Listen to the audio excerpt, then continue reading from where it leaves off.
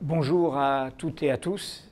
Pardon de ne pas pouvoir être parmi vous, mais des obligations familiales et impératives me retiennent à Paris.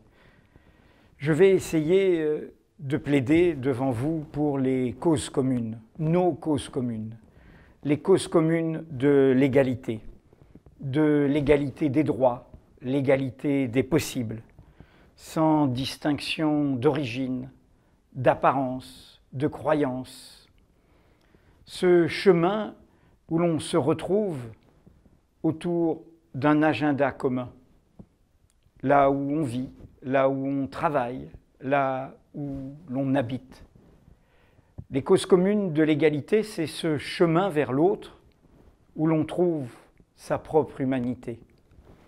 C'est cette façon de tendre la main. C'est ce que j'ai fait, évidemment, avec le livre qui me vaut l'invitation de Tariq Ramadan. Ce livre-ci, pour les musulmans, qui est précédé aujourd'hui d'un texte écrit après les attentats tragiques des 7, 8 et 9 janvier à Paris. Contre les amalgames, dit le bandeau. Ce livre pourrait s'intituler aussi bien pour la France, pour les minorités. Ce n'est pas un livre sur l'islam, ce n'est pas un livre sur les musulmans. C'est justement tout le contraire d'un livre qui assigne, qui essentialise, qui stigmatise en unifiant en bloc une humanité diverse, plurielle, faite d'individus qui ont toutes sortes de chemins pour se dire, peu ou prou, musulmans. Musulmans de croyance, musulmans de culture, musulmans parce que c'est l'origine, le pays d'où ils viennent, la famille qui les a vus naître, ainsi de suite. Mon livre est un plaidoyer contre la guerre des identités, où qu'elle se trouve. Évidemment, d'abord en France, puisque c'est là que j'habite, c'est là que je vis, c'est là que je travaille. Mais c'est un message qui dépasse les frontières de mon pays. Je cite un passage qui résumera, je crois, le mieux le propos de Pour les musulmans. Sous toutes les latitudes, le sort fait aux minorités dit l'état moral d'une société. Aussi ai-je écrit ce Pour les musulmans de France en ne doutant pas qu'ailleurs, dans des pays où la culture musulmane domine, d'autres pour s'écrieront, en défense d'autres minorités, chrétiennes, juives, agnostiques, animistes, sans religion, non-croyantes, voire issues de l'islam lui-même, des sunnites prenant le parti des chiites et inversement. Au-delà de mon pays, j'écris donc contre cette guerre des mondes dans laquelle on veut entraîner des peuples en fabriquant des haines identitaires dont la religion est l'alibi. Mais je suis en France, j'y vis, j'y travaille, et c'est ici même que pour nous se joue ce sursaut des consciences. Jamais, jamais, les crimes commis par de prétendus musulmans, ayant eux-mêmes sombré dans ces guerres sans fin, ne justifieront qu'en retour nous persécutions les musulmans de France. Jamais des dérives individuelles ou des conflits lointains n'autoriseront que dans notre pays, on en vienne à assimiler en bloc des hommes, des femmes et des enfants à un péril qui menacerait l'intégrité, voire la pureté de notre communauté nationale au prétexte de leur foi, de leur croyance, de leur religion, de leur origine, de leur culture, de leur appartenance ou de leur apparence. Jamais les désordres du monde ne sauraient excuser l'oubli du monde.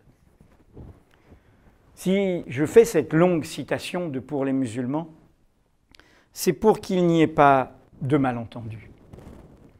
Si tous ceux qui se sont retrouvés autour de ce livre dans la diversité de leurs appartenances se disent simplement « Tiens, avec Edoui Plenel, nous avons un nouvel ami, un ami rare, un ami car il en manque », eh bien, dans ce cas-là, mon message n'aura pas été entendu.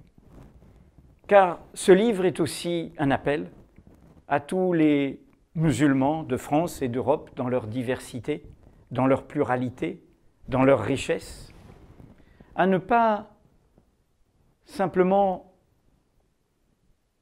chercher ce qui est en miroir, ce qui leur ressemble, ceux qui pensent ou ressentent pareil, à ne pas prendre ce mauvais chemin qui est l'envers même de la politique au sens du bien commun, qui est le renoncement à une véritable citoyenneté, qui est donc le chemin de la victimisation. Ce chemin où, à force de macérer ces humiliations, ces blessures, on en vient à épouser ce renoncement qui a pour nom le ressentiment. Et le ressentiment peut, vous le savez, conduire à des chemins de perdition qui peuvent, loin d'être des chemins de liberté, être des chemins profondément totalitaires, de renoncement au bien commun, de haine de l'autre. Et donc, mon plaidoyer, c'est de dire à vous tous et à tous les musulmans de mon pays, dans leur diversité, je le répète, de culture, de croyances, d'origine, qu'ils ont rendez-vous avec leur citoyenneté. Mon plaidoyer, c'est pour qu'ils puissent être tout simplement français et musulmans, musulmans et français, pas l'un sans l'autre, pas l'un contre l'autre, pas l'un au-dessus de l'autre, pas l'un malgré l'autre. Qu'ils aient cette fierté d'une citoyenneté assumée dans la pluralité de leur identité, de la même manière que nous l'avons obtenu en Europe pour nos compatriotes de culture, de croyance ou d'origine juive. Sous le poids de la mémoire du crime des crimes, du crime de génocide, du crime contre l'humanité, de ce que l'on nomme depuis la Shoah, nous avons obtenu que nos compatriotes juifs puissent avoir cette fierté-là. Être juifs et français, pas l'un sans l'autre, pas l'un contre l'autre, pas l'un malgré l'autre. Je ne fais que réclamer la même égalité pour nos compatriotes musulmans comme pour toute minorité de culture ou de croyance. L'islam appartient à la France. L'islam appartient à l'Europe. L'islam, a dit Angela Merkel, appartient à l'Allemagne et je ne fais ici que l'imiter. Comme toutes sortes de croyances, comme tous les monothéismes et comme aussi les traditions culturelles de non-croyance, d'athéisme, il fait partie de l'histoire diverse, plurielle, qui a construit notre continent, qui a construit l'Europe. Et pour s'en rendre compte, contre ceux qui voudraient toujours essentialiser dans une guerre des civilisations, dans une guerre des mondes, dans une guerre des religions sans fin, où l'on s'enferme dans une identité qui pousse l'autre à s'enfermer dans sa propre identité.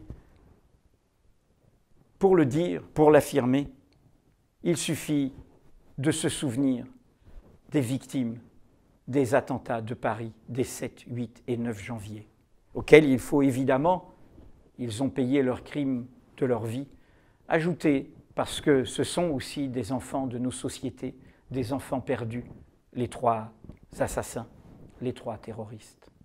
Mais ces 17 victimes, celles de l'attentat totalitaire contre un journal, contre des journalistes, contre des dessinateurs, contre des caricaturistes, parce qu'ils dessinaient, parce que leurs opinions dérangeaient. Celle de l'autre crime totalitaire, après Charlie Hebdo à l'hypercachère, contre des hommes, des femmes, parce qu'ils étaient nés, parce qu'ils avaient une identité juive. Ces 2 crimes, pour moi, dans la culture européenne de type fasciste, la haine des idées, la haine de l'autre, ont tué 17 personnes. Mais ces 17 personnes, pour moi, sont la France. Sont la France telle qu'elle est, telle qu'elle vit, telle qu'elle travaille, dans sa richesse, dans sa pluralité, dans ses causes communes, justement. Il y avait des gens nés chrétiens, baptisés et qui croyaient ou ne croyaient plus. Il y avait des athées qui n'avaient aucune croyance. Il y avait des juifs qui allaient faire leurs courses avant le jour sacré du Shabbat. Mais il y avait aussi des musulmans. À Charlie Hebdo est mort un gardien de la langue française. Le correcteur de Charlie Hebdo, celui qui veillait au style, Mustapha Ourad, algérien de nationalité jusqu'à il y a un an, où il avait obtenu la nationalité française, de culture musulmane. À Charlie Hebdo, sur le chemin de sortie, de fuite des terroristes, est mort également un gardien de la paix française, un policier protecteur de la République, Ahmed Merabet, musulman de foi, de croyance. Et lors de ses obsèques, le samedi suivant, sa famille, ses sœurs, sa mère l'ont accompagné, pour certaines en portant le foulard qui affirme leur croyance. Il y a eu non seulement, et je les souligne sans les distinguer des autres, ces deux musulmans dans les victimes de croyances, de culture, mais il y a eu aussi, pendant ces 3 jours tragiques, un héros positif. Lassana Bathily, ce jeune Malien, noir de peau, musulman de croyance, arrivé en France sans papier, dans le mouvement où font chemin les peuples, dans cette Europe qui est aussi, s'agissant de la France, un pays fait de migration, fait du monde et de sa diversité. Eh bien, Lassana Bathily s'est employé de l'hypercachère qui, très humblement, très naturellement, en disant « nous sommes tous frères », a sauvé des otages et qui, ainsi, a conquis par son geste héroïque cette nationalité française qu'on lui refusait, devenant binational, malien et français. Eh bien oui, il est lui aussi musulman. C'est cela la France. Et c'est cette France arc-en-ciel, pluraliste, diverse, que pour ma part, je brandis. Mais mieux encore, c'est cela, au sens historique du terme, le vrai message de la laïcité à la française en 1905, telle qu'elle fut élaborée par des républicains ouverts au monde. Ce n'est pas la haine des religions, ce n'est pas la guerre contre ceux qui croient, c'est l'idée d'un chemin commun, que l'on croit au ciel ou que l'on n'y croit pas, où l'on se retrouve, où l'on se respecte, où l'on apprend les uns des autres. Le chemin de laïcisation, c'est celui où l'on ne demande pas à une personne d'abandonner ce qu'elle a en propre, sa croyance, pour inventer ces causes communes dans lesquelles se font les vrais déplacements, les vraies émancipations, les vraies constructions d'un avenir commun. Tel est le sens de Pour les musulmans et de mon propos devant vous. Un plaidoyer contre la guerre des identités, où qu'elle se trouve, où qu'elle nous entraîne, dans quelque gouffre qu'elle nous entraîne. Un plaidoyer contre la guerre des identités et pour le sursaut des égalités. Et de ce point de vue, nous avons besoin de la vitalité, de la hauteur, de la renaissance d'un islam d'Europe. D'un islam qui, s'appuyant sur sa croyance, dans la diversité que recouvre ce mot islam, de l'Asie à l'Amérique et sur toutes les terres du monde, il n'a pas qu'un visage, s'affirme en Europe comme un islam de liberté, c'est-à-dire respectueux, défenseur, promoteur d'un pluralisme dans la société elle-même, d'un pluralisme qu'il défend à partir justement de son expérience de la stigmatisation et des persécutions, d'un islam de la fraternité, c'est-à-dire la fraternité n'est pas uniquement faire chemin vers le même, vers celui qui nous ressemble, vers celui qui nous rassure. La fraternité, c'est faire chemin faire chemin vers le différent, vers celui qui nous dérange, qui nous bouscule, qui n'a pas la même croyance, qui n'a pas la même lutte, qui n'a pas la même sensibilité. Un islam de l'égalité, un islam qui, ici même, ne juge pas contraire à sa croyance, l'égalité entre les hommes et les femmes, qui ne juge pas contraire à sa croyance, l'égalité entre toutes les humanités dans leur diversité, dans le chemin qui ne signifie pas que nous sommes tous semblables, au contraire, nous sommes riches de notre diversité, mais nous faisons chemin dans ces causes communes de l'égalité des droits et des possibles. Enfin, d'un islam de la solidarité. Car pour moi, et c'est ce que j'ai tenu à illustrer, il nous faut toujours apprendre des autres, et d'abord des minoritaires. La démocratie, ce n'est pas la loi de la majorité. Bien sûr, il faut des votes, mais une démocratie vivante, ce n'est pas simplement je vote, la majorité a décidé et après je m'endors. Une démocratie vivante, c'est justement celle qui a le souci de ces minoritaires. Car ce sont souvent les minorités qui ont le moins à perdre, qui inventent le plus, qui sont plus riches, plus audacieuses, qui frayent des chemins inconnus. Et c'est ce que la laïcité française, en 1905, en oubliant hélas les musulmans à l'époque, qui étaient dans l'empire colonial français déjà, qui étaient là, mais qui ont été oubliés dans cette loi, mais cette loi était la reconnaissance des cultes minoritaires. Elle reconnaissait à égalité le protestantisme et le judaïsme face au catholicisme. Elle proposait ce chemin commun, ce lien commun, qui ne crée pas de hiérarchie entre religions, entre civilisations, entre cultures, entre nations.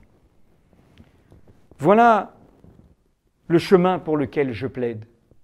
Et je suis convaincu que pour beaucoup d'entre vous, c'est aussi le vôtre.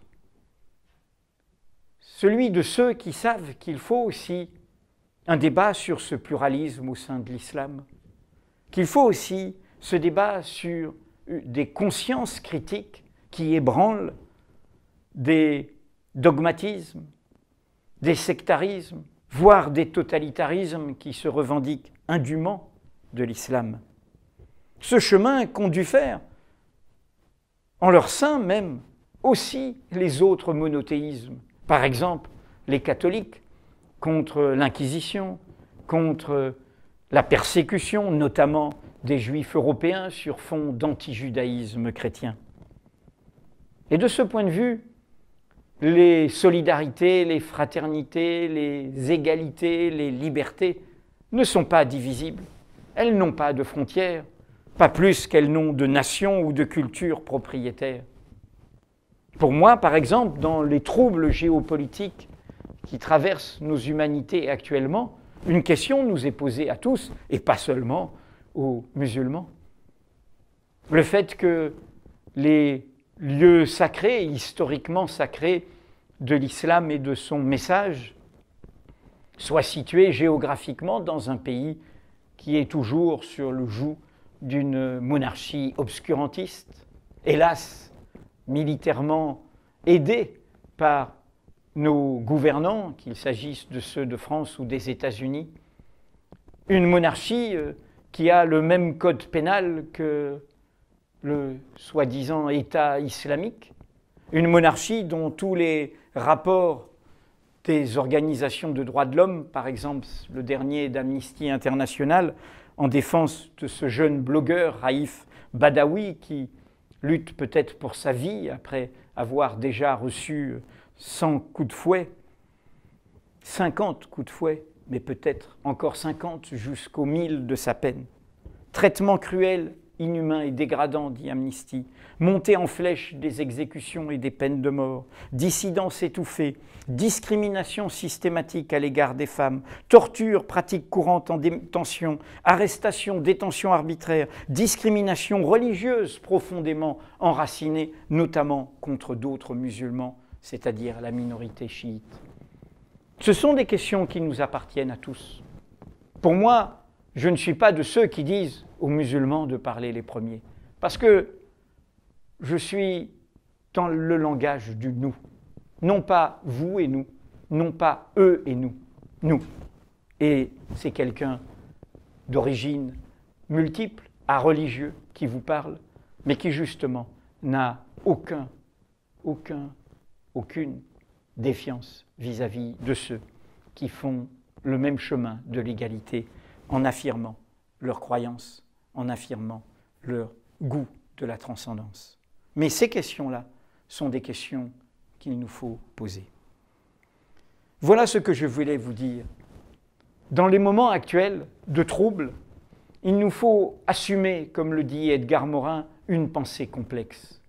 Une pensée qui tienne tous les bouts, qui combatte l'islamophobie et l'antisémitisme, qui combatte toutes les formes d'exclusion, de discrimination, de stigmatisation, qu'elle vise notamment les femmes, qu'elle vise aussi les homosexuels, quoi que vous pensiez dans vos croyances de l'homosexualité. Car toute stigmatisation d'un homme, d'une femme, d'un enfant, au nom de son origine, au nom de son identité, au nom de sa croyance, est une blessure faite à l'humanité. Tenir tous les bouts, tenir cette idée qu'il y a un chemin qu'il faut nous permettre de faire, nous-mêmes, tous ensemble. Je voudrais terminer par vous dire d'où je parle. Je vous ai dit que je suis areligieux, façon de dire que je n'ai pas de mépris pour les croyances, mais que pour ma part, je n'en épouse aucune, bien que issu d'un père élevé dans le catholicisme, d'une mère grandie dans le protestantisme, mais je suis aussi façonné des Caraïbes de mon enfance, le lieu du métissage, du brassage des identités, de l'Algérie de ma jeunesse, où j'ai fait la connaissance d'un islam ouvert aux autres, sans sectarisme, et aussi du judaïsme, issu de la famille d'immigration de mon épouse, issu des persécutions dont ont été victimes les Juifs en Europe. Et les musulmans, nous le savons, n'y ont aucune part pendant la première moitié du XXe siècle, en Pologne en l'occurrence. Alors je vous parle depuis cette identité multiple, et je voudrais terminer en la défendant. Car faire cause commune, c'est avoir conscience que nous sommes tous faits d'identité plurielle. Mes auteurs que je voudrais convoquer sont ceux des pays de mon enfance, qui ont aussi accompagné les ébranlements des émancipations, du tiers-monde, des indépendances, des souverainetés des peuples. Aimé Césaire, dans un formidable texte, Aimé Césaire, ce grand poète martiniquais, dans un texte de 1956, s'élevait contre le fraternalisme, pendant progressiste du paternalisme colonial, ceux qui pensent que parce qu'ils ont fait déjà des chemins d'émancipation, ils savent mieux que les peuples venus d'autres pays, d'autres cultures, ce qui est bon pour eux. Et voici ce qu'écrivait Aimé Césaire. À l'heure actuelle, le monde est dans l'impasse. Ce sont des lignes d'il y a plus d'un demi-siècle, mais c'est toujours vrai. Cela ne peut signifier qu'une chose, non pas qu'il n'y a pas de route pour en sortir, mais que l'heure est venue d'abandonner toutes les vieilles routes, celles qui ont mené à l'imposture, à la tyrannie, au crime. Et nous le voyons bien, les routes, s'agissant du monde arabo-musulman, des dictatures, des régimes obscurantistes. Et c'est bien le signe qu'ont lancé les peuples à partir du peuple tunisien en s'ébranlant en 2011, avec des idéaux de liberté, de justice, de paix. Et nous vivons évidemment aussi des temps de contre-révolution par rapport à ce chemin qui s'ouvrait à ce moment-là à partir de la Tunisie et qui a ébranlé tous les peuples de la région. Et Césaire poursuit. C'est assez dire que pour notre part, nous ne voulons plus nous contenter d'assister à la politique des autres, au piétinement des autres, aux combinaisons des autres, au rafistolage de conscience ou à la casuistique des autres. L'heure de nous-mêmes a sonné. Aimé Césaire, donc. Et lui fait écho, à la même époque, un autre auteur qui est Frantz Fanon. Cet auteur qui, venu de la Martinique, a épousé les combats de la France libre contre le nazisme, contre le fascisme, contre le totalitarisme, et qui ensuite, faisant chemin, a épousé le combat de l'indépendance algérienne. Frantz Fanon, l'universel, car connu dans le monde entier, auteur des damnés de la terre. Dans son premier livre, il illustre ce message que je veux délivrer devant vous, ce message des causes communes. Il l'exprime à partir de son expérience, non seulement de colonisés, mais de peuples issus de la traite négrière, issus du chaudron de cette inhumanité, de l'esclavage. Mais que dit-il? Loin de vivre dans le ressentiment, loin d'être prisonnier du souvenir de l'esclavage de ses pères, comme dit-il. Voici ce qu'il écrivait en 1952. Moi, l'homme de couleur, je ne veux qu'une chose, que jamais l'instrument ne domine l'homme, que cesse à jamais l'asservissement de l'homme par l'homme, c'est-à-dire de moi par un autre, qu'il me soit permis de découvrir et de vouloir l'homme où qu'il se trouve. Supériorité? Infériorité?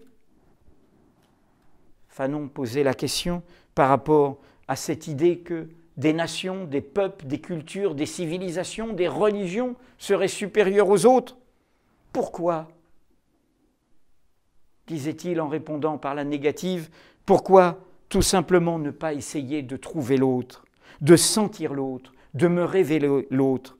Ma liberté ne m'est-elle pas donnée pour édifier le monde du toi, théoi? Mon ultime prière, terminait Fanon, ô mon corps, fais de moi toujours un homme qui interroge. Et enfin, la dernière référence que je voudrais vous offrir, car c'est depuis ce monde-là que je parle, est celle d'Édouard Glissant et de Patrick Chamoiseau. Deux autres auteurs, l'un vit toujours, Patrick Chamoiseau, Édouard Glissant nous a quittés, il était contemporain de Fanon et de Césaire. Deux hommes qui ont lancé une alerte depuis la France en 2007, quand en France même, comme en similitude avec les totalitarismes qui menacent au lointain, a été brandie cette notion d'identité au singulier par la création d'un ministère de l'identité nationale et de l'immigration. Un ministère mûr, disait Glissant, un ministère qui nous enfermait, un ministère, ce mûr ministère qui tente de nous accommoder au pire, de nous habituer peu à peu à l'insupportable, de nous mener à fréquenter en silence et jusqu'au risque de la complicité l'inadmissible, tout le contraire de la beauté, disait Glissant. Glissant ajoutait, la notion même d'identité a longtemps servi de muraille, et cela vaut pour nous tous, pour toutes les cultures, pour toutes les civilisations, pour toutes les croyances. L'identité au singulier, l'identité fermée, l'identité qui rejette. Faire le compte de ce qui est à soi, le distinguer de ce qui tient à l'autre, qu'on érige alors en menace illisible, empreinte de barbarie. C'est ce mur identitaire, ajoutait-il, qui a donné les éternelles confrontations de peuples, les empires, les expansions coloniales, la traite des nègres, les atrocités de l'esclavage américain, les horreurs impensables de la Shoah et tous les génocides connus et inconnus. Voilà le message essentiel de Glissant et de Chamoiseau, expliquant combien le côté mûr de l'identité, loin de rassurer, sert à une politique raciste, xénophobe, populiste, jusqu'à consternation, et qu'au contraire, notre charge, notre devoir, à nous tous, c'est d'inventer ce temps où le désir de domination, de dicter sa loi, de bâtir son empire, la fierté d'être le plus fort, l'orgueil de détenir la vérité, seront considérés comme un des signes les plus sûrs de la barbarie à l'œuvre dans l'histoire des humanités. Par-delà l'imminence de ses survies sociales ou politiques ou économiques ou sécuritaires, une grande nation désormais sait cela et devine ce mouvement du monde, ne se ferme pas au monde, ne se clôture pas, ne s'enferme pas. Voilà ce message. Édouard Glissant disait que les identités à racine unique, ce sont des identités qui meurent. Elles n'ont pas de rhizome, de radicelles comme ces plantes qui se nourrissent de la richesse de la terre. Il disait, il n'y a d'identité que de relation, faite de ce chemin, de ce dialogue, de cette rencontre, de ce partage avec l'autre. Il ajoutait, j'échange, changeant avec l'autre, sans me perdre ni me dénaturer pour autant. Telle est pour moi la muraille, et non pas le mur d'enfermement, que nous devons dresser face aux dangers qui nous menacent. Ce tous ensemble, ce nous des causes communes de l'égalité, ce nous des vrais chemins authentiques de laïcisation, où nous construisons un monde commun dans la diversité de nos croyances, de nos appartenances, de nos choix intellectuels, de nos chemins personnels. Frantz Fanon le résumait d'un mot essentiel, qui est à lui seul un programme auquel nous pouvons tous adhérer dans la diversité, encore une fois, de nos sensibilités.